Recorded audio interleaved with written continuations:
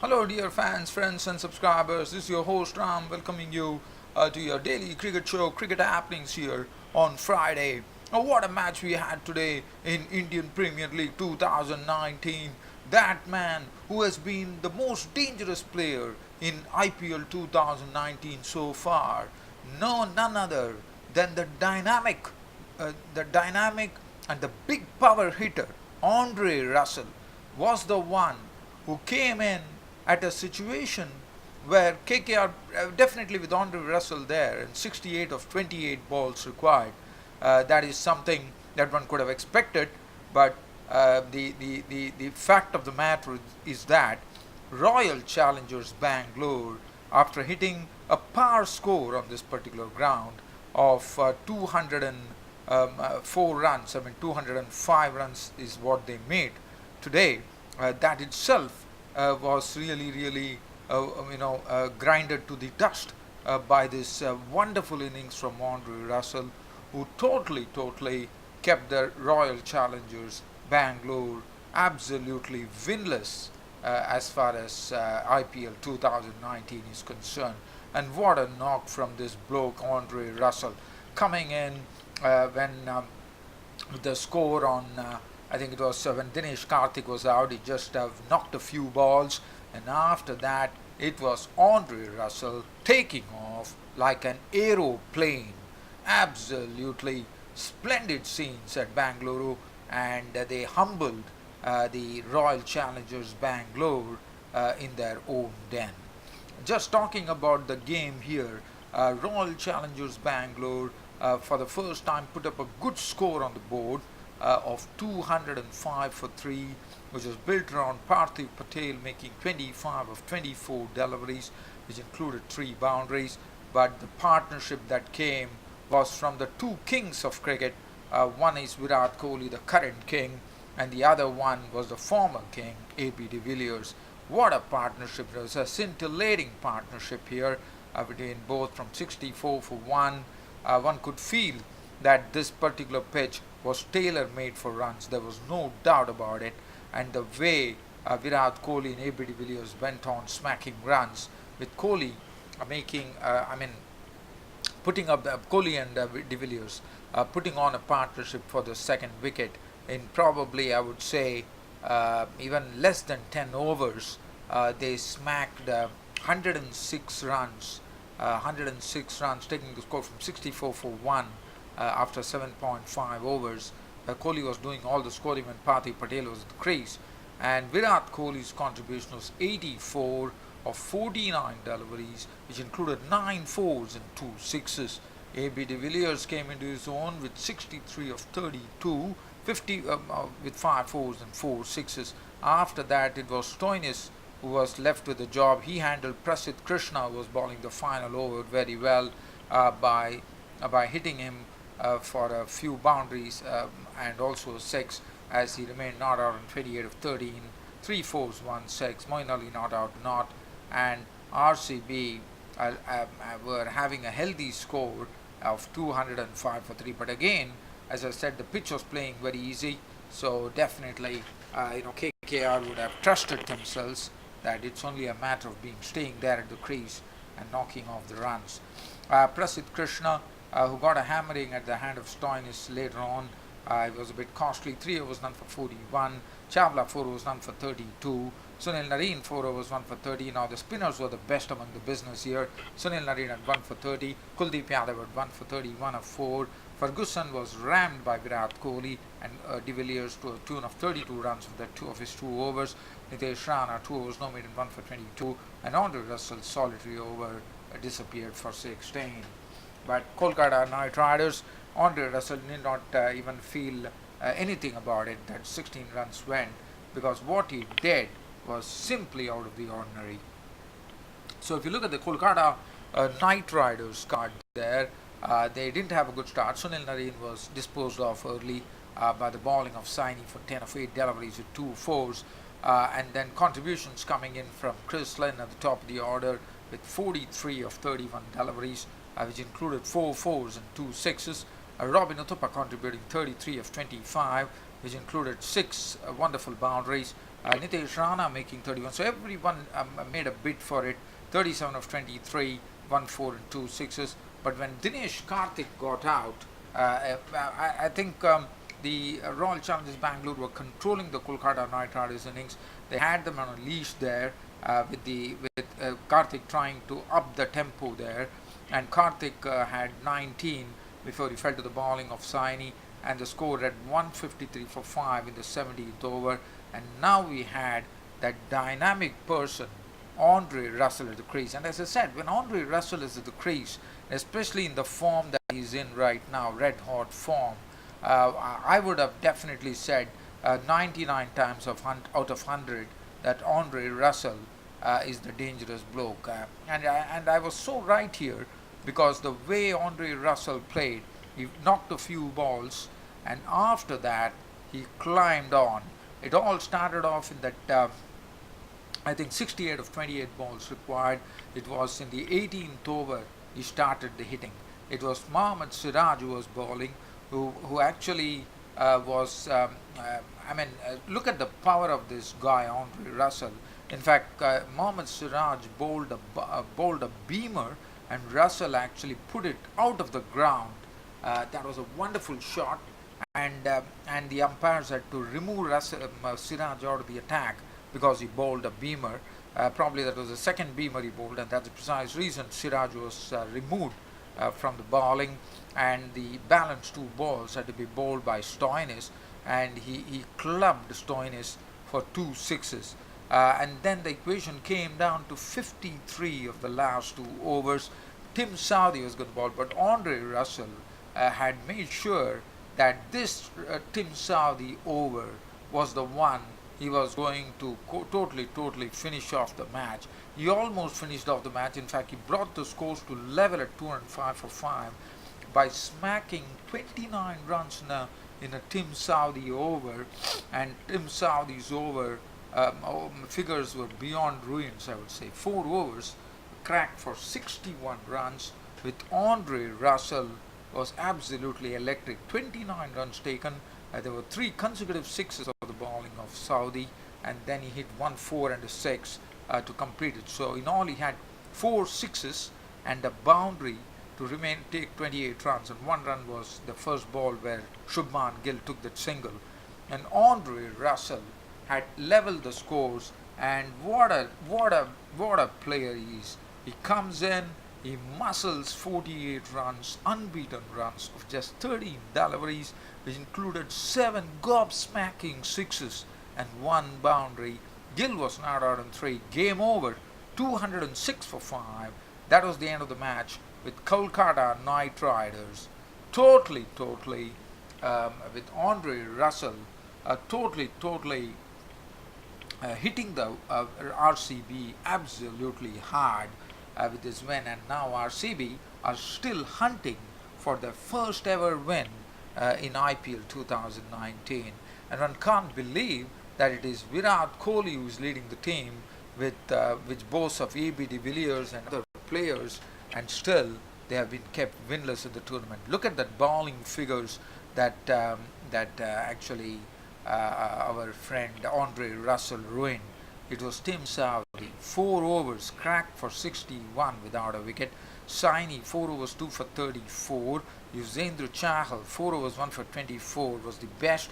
Mohammad Siraj, 2.2 overs, no more than none for 36.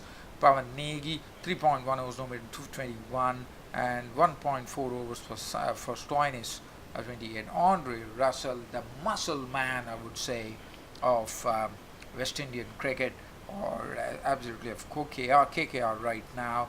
And what a knock from Andre Russell, totally hitting RCB very hard. So that was as far as that particular match was concerned. Now Andre Russell, to me, is looking the most dangerous player of IPL 2019 so far, and I'm sure he is someone who is really going bonkers right now in IPL 2019, and I'm sure he's giving wholesale entertainment to all the fans who were present at the stadium. Now we look at the other match, and the reason I'm looking at the other match is because, dear friends and subscribers, nowadays it becomes very difficult for me to come and do the daily cricket show, but time permitting, I come and even speak about other matches. So let's talk about this game on a very brief manner. Delhi Capitals yesterday were taking on Sunrisers Hyderabad in the 16th match of the IPL. The Sunrisers were the ones who won the match by 5 wickets.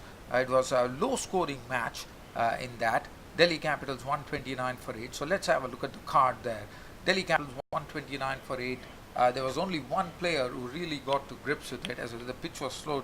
Stroke making was very not really very easy on this track.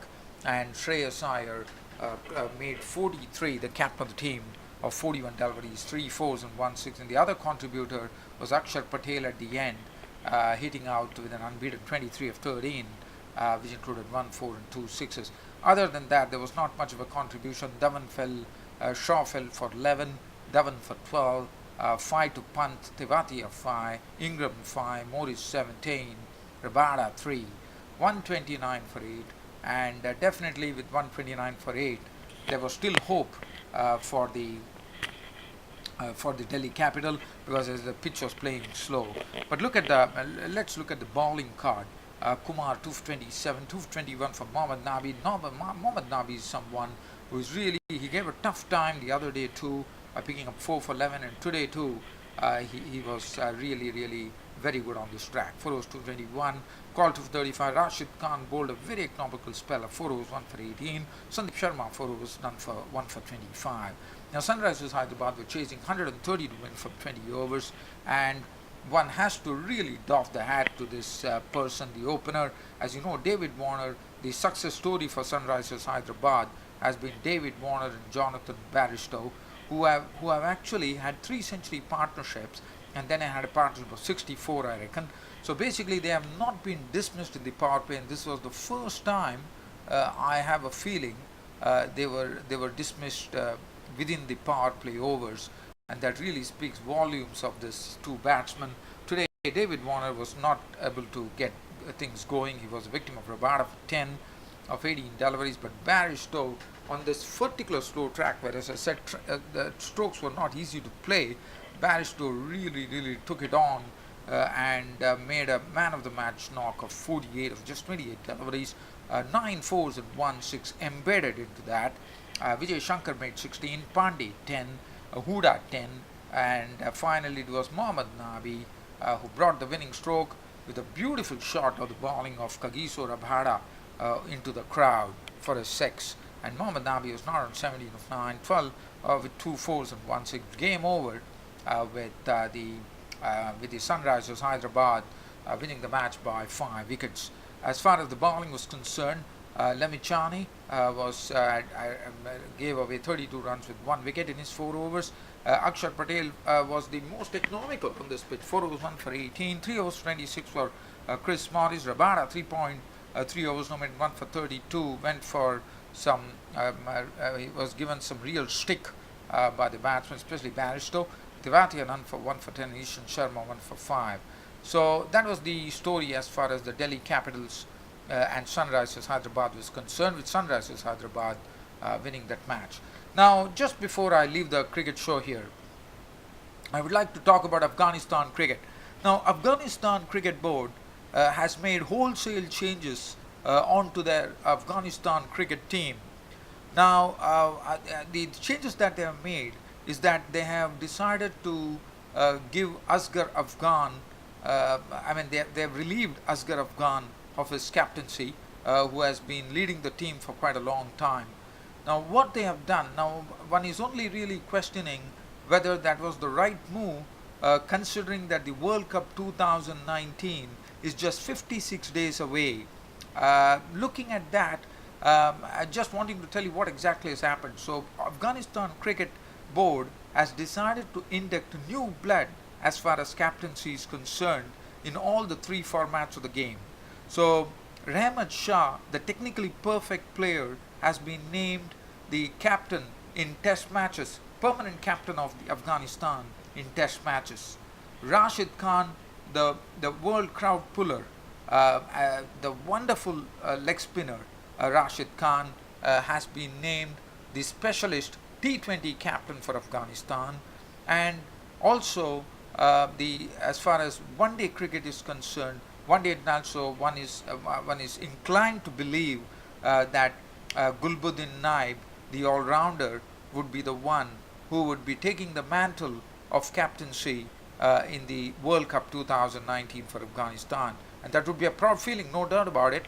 But Gulbuddin Naib, let me tell you, is a wonderful all-rounder, has a big ability to play a waiting innings, and if the situation warrants the hits to be, there should be warrants some big hits to be done.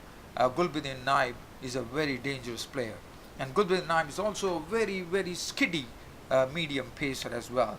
So he's a wonderful all-rounder, but one is, as I said, one is only really questioning the timing of what Afghanistan Cricket Board has done.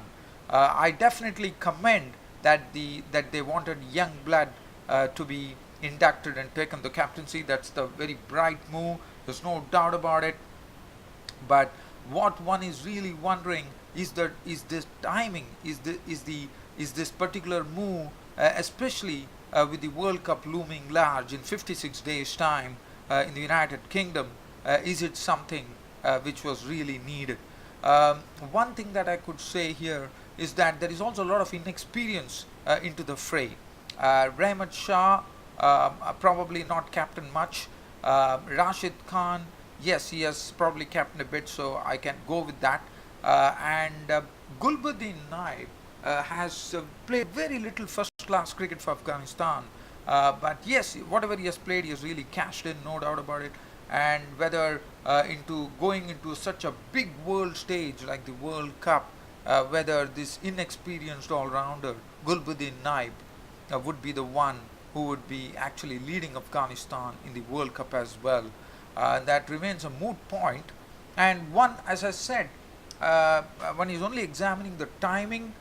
Probably they could have waited till the World Cup is over, and after the World Cup they could have come up with such a move. But nevertheless, whatever has been done is done, and really hope that Afghanistan with this induction of new young blood into the captaincy arena in Afghanistan, really come and really bloom like flowers in the World Cup. And we all know that Afghanistan are a special team, and I would also say in the same token that Afghanistan could be the one who could be springing a lot of surprises in this World Cup 2019. This being said, it's your host Ram taking leave from you today, that's on a Friday, by bidding you all a very good night, but promising you that I'll be back with my cricket broadcast, which will include the two IPL matches that are coming in, where Kings 11 Punjab, after that sensational victory over the Delhi Capital the other day with Sam Curran taking a hat-trick, now would take on Chennai Super Kings. The Chennai Super Kings are crippled because they have lost Dwayne Bravo, a vital cog in the wheel for CSK, who has been sidelined for 2 weeks with a hamstring injury, and that's very bad news for Chennai Super Kings. And as far as Kings 11 Punjab are concerned, Chris Gale would be in full action, so that is the good news coming in from the Kings 11 Punjab. As far as the other match is concerned that is coming up, Mumbai Indians are taking on the very strong Sunrisers Hyderabad. As I said, for the Mumbai Indians, the main thing would be to knock off the opening pair of Jonathan Bairstow and David Warner as quickly as possible in the power play overs, because they have already done a lot of damage to the opposition bowlers in this IPL.